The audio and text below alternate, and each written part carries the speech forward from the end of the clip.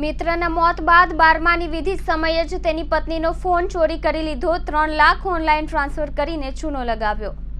સુરતમાં મિત્રતા પર લાંછન લગાવતો કિસ્સો પ્રકાશમાં આવ્યો છે। સુરતના કાપોદ્રા વિસ્તારમાં મિત્રના કેન્સરની બીમારીમાં થયેલા મોત બાદ તેના પરિવારને સાંત્વના આપવાની જગ્યાએ 12માની વિધિમાં જ મિત્રની પત્નીનો સ્માર્ટફોન ચોરી લીધો હતો। બાદમાં તેના બેંકમાંથી 3 લાખ રૂપિયાની ચોરી કરી લીધી હતી।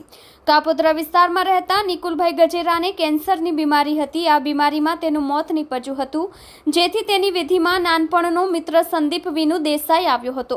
પરિવારની સાથે હર હંમેશ રહેતા સંદીપની સાથે પરિવાર તમામ વાતો શેર કરતા હતા, પરંતુ પેટમાં પાપ લઈને ફરતા સંદીપે મોકો જોઈને 12માની વિધિમાં પરિવાર વ્યસ્ત હતું તે સમય દરમિયાન મૃતક નિકુલભાઈ અને તેના પત્નીનો સ્માર્ટફોન ચોરી લીધો હતો।